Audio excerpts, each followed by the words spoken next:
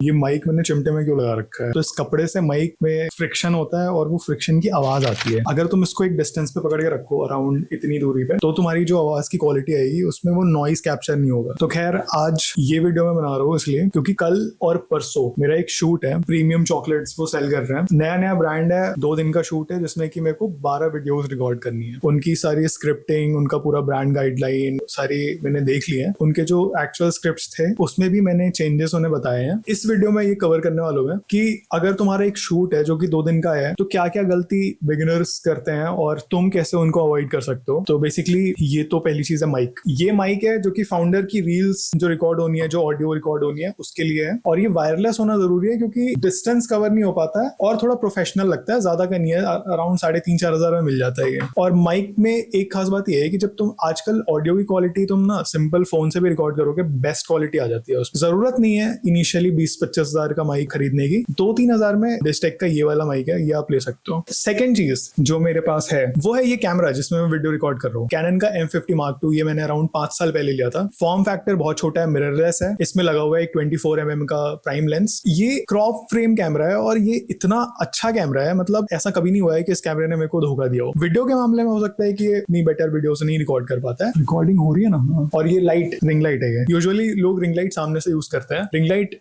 सामने से यूज करने के लिए बनी नहीं है। Ring light top light use करो यार। रिंग लाइट को तुम पता नहीं क्यों सामने से यूज कर रहे हो। ओके हाँ, तो मेरे पास जो एक और कैमरा है वो है कैनन का EOS RP, बट वो एक फुल फ्रेम कैमरा है। उसमें भी 4K क्वालिटी में रिकॉर्ड नहीं कर सकते हम, उतनी स्टेबल फुटेज नहीं निकाल सकते हैं। स्टेबिलिटी के लिए हमारे पास है गिम्बल। ये है स्कॉर्प मिनी 3 Pro। इससे अच्छा गिम्बल इस प्राइस रेंज में 25,000 नहीं है। ये गिम्बल को तुम ट्राइपॉड पे भी लगा के यूज कर सकते हो। काफी सारी चीजें हैं, जैसे इसमें क्या है ना, एक चीज मैं दिखाता हूँ, रुको वेट। इस गिम्बल में ये इसका जॉयस्टिक है जो कि निकल जाता है और यहाँ से तुम इसकी मूवमेंट कंट्रोल कर सकते हो। तुम DJI में जाओगे सेम रेट में लेने, उसमें ये जो अलग से ये जो सेंसर देख रहे हो तुम, ये सेंसर ये है तुम्हारा ट्रैकिंग के लिए। बेसिकली ये गिम्बल तुमने लगा दिया एक जगह पे और तुमने ऐसे पोज किया गिम्बल के सामने और वो तुम्हें ट्रैक करेगा। अगर तुम यही सेम चीज DJI के गिम्बल में जाओगे लेने, अराउंड 10,000 का सिर्फ ये सेटअप आता है। थोड़ा सा बेटर है बट इस प्राइस रेंज में 25 में स्कॉर्प मिनी 3 Pro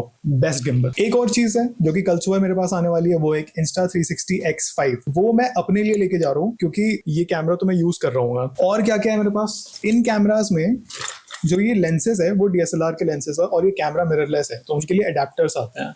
तो इसमें एक अडेप्टर लगा हुआ है और एक EOS RP में एक अडेप्टर लगा हुआ है। बाकी मेरे पास कुछ फिल्टर्स वगैरह है, ND फिल्टर्स है, पोलराइजर्स है, लाइट है सिंपल सी। 2 मिनट रुको, लेके आता हूँ।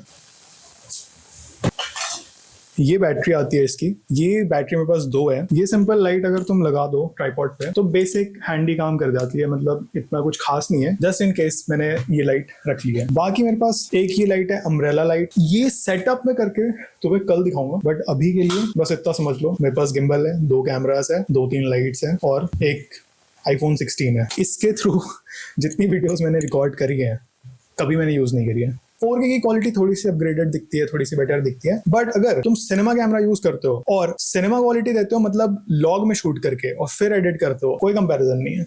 और मेरे पास एक अमेजिंग चीज ये है, मेरे पास दोनों कैमरा के 3 बैटरी पैक है। ये अडेप्टर है जो कि Type-C या पावर बैंक से चार्ज हो जाता है और इस पे 2 बैटरीज लगी हुई है, सब कुछ चार्ज है। सेटअप तो बस इतना ही है। 2 अम्ब्रेला लाइट के लिए 2 ट्राइपॉड्स हैं। एक ट्राइपॉड ये कैमरे पे लगा हुआ है जो कि मैं Insta360 पे लगा दूंगा।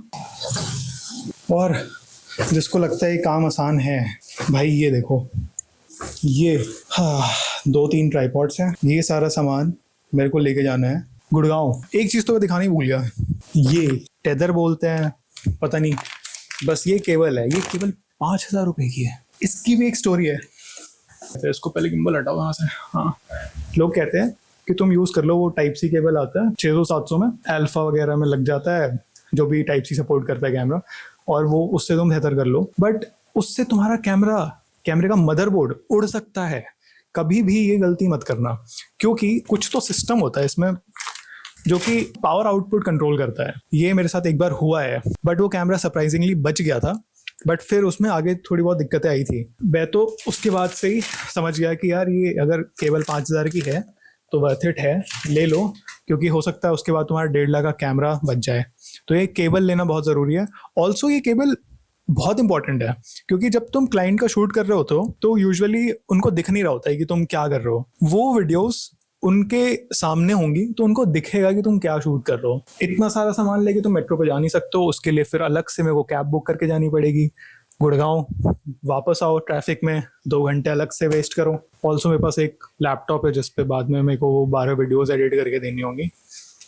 देखता हूँ मैं, एडिटिंग हो सकता है मैं किसी और से आउटसोर्स करवाऊँ, बट अभी के लिए तो ये मेरा सेटअप है। और मैं चाह रहा हूँ सोने के लिए जल्दी, क्योंकि कल सुबह उठना है 7-8 बजे। मिलता है कल। तो फाइनली 2 दिन बाद क्या क्या अपडेट्स हैं। तो फर्स्ट डे का तो कंटेंट इजीली शूट हो गया था। एक्चुअली फर्स्ट डे मैं 1 घंटा लेट हो गया क्योंकि गुड़गांव जाना था, और एक दिन पहले जब मैंने चेक करा था तो 40 मिनट्स का ट्रैवल टाइम दिखा रहा था। बट सरप्राइजिंगली तुम अगर सुबह 8 बजे से पहले निकल जाते हो तो वो ट्रैवल टाइम 40 मिनट्स ही है।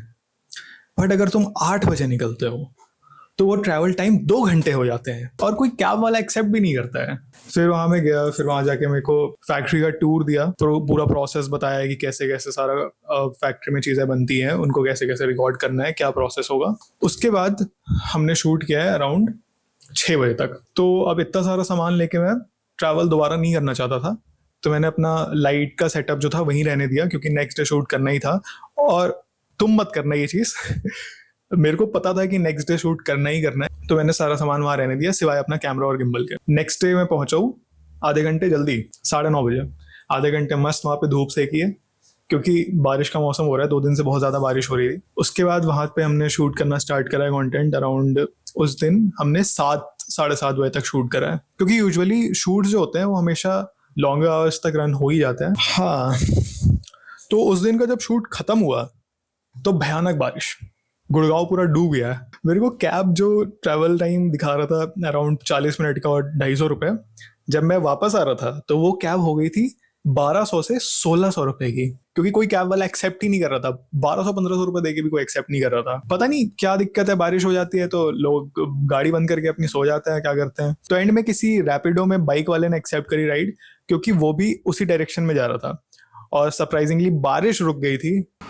मौसम बहुत बढ़िया हो जाता है, सही किया रैपिडो ले लिया। बस बारिश शुरू ना हो जाए बस। तुम यूजुअली शूट में एक्सपीरियंस क्या करते हो? एक तो पहली चीज कि तुम अपना स्किल इंप्रूव कर रहे हो, प्रोडक्ट फोटोग्राफी कर रहे हो, वीडियोग्राफी कर रहे हो, जो भी काम कर रहे हो उस ब्रांड के लिए थोड़ा सा तुम्हारे पर्सपेक्टिव से जा रहा है वो कंटेंट, तो तुम कुछ सीख रहे हो वहां पे जाकर। पहली चीज जो मेरे को सबसे ज्यादा इंटरेस्टिंग लगती है इस चीज में, हो सकता है मैं कभी भी एक फैक्ट्री एक्सपीरियंस नहीं कर पाता, चॉकलेट मेकिंग का प्रोसेस या उसका टेस्ट, अलग अलग फ्लेवर्स, क्या लोग हैं, कैसे लोग काम करते हैं, वो सारी चीजें हो सकता है मेरे को कभी पता ही नहीं चलती। अलग अलग चीजें तुम एक्सप्लोर करते हो, फ्रीलांस अलग अलग क्लाइंट्स के साथ काम करते हो, तो तुम्हारे काम के थ्रू ही तुम एक दूसरे के साथ रिलेशनशिप बिल्ड करते हो, और फिर वहां से ही एक डायरेक्शन मिलती है कि हाँ इसका काम करने का तरीका ऐसा है, ये ऐसे काम करता है। वो हर एक क्लाइंट के साथ अलग होता है। तुम्हारा एक सेट ऑफ रूल हो सकता है सामने वाला वो चीज फॉलो ना करे, और हो सकता है कि सामने वाला सेटिस्फाई ना हो तुम्हारे आउटकम से, तुम्हारे रिजल्ट से। तो वो तुम्हें बार बार उनको रीअश्योर करना पड़ता है कि जो तुम कंटेंट ले रहे हो वो उनके अकॉर्डिंग है कि नहीं। तो वो मैं बीच बीच में लैपटॉप पर उनको फुटेज दिखा रहा था, और उसकी बीच में एक फुटेज थी जहाँ पे बहुत ज्यादा शेकी मूवमेंट्स आ रही थी, और फिर मैंने दोबारा से उसको स्टेबल करा। गिम्बल भी तरीका होता है चलाने का, तो ऐसा नहीं हो सकता है गिम्बल बस पकड़ लिया हाथ में तो सारी फुटेज तुम्हारी स्टेबल आएगी। 10 घंटे यार गिम्बल चलाना भी बहुत मुश्किल है। तो एडिटिंग मेरे को बहुत बोरिंग लगती है। मेरा ऐसा है कि यार मेरे को बस कैमरा थमा दो और मैं शूट कर लूँ जितना हो सकता है। बट हाँ, ऐसा नहीं है कि तुमने 2 दिन शूट करा तो वो 2 दिन में ही काम खत्म हो जाएगा। एक दिन पहले प्री प्लान करते हो तुम कि क्या शूट होना है, कैसे शूट होना है। एक दिन पोस्ट प्लान में लग जाता है कि तुमने जो भी वीडियो रिकॉर्ड करी है वो थोड़ा सॉर्ट करा, थोड़ा अपलोड करा, पेमेंट ली। आई थिंक हम बिजी रहते हो पूरा टाइम, तो बस ऐसे ही चलता है। यही था day in a life of a freelance photographer videographer.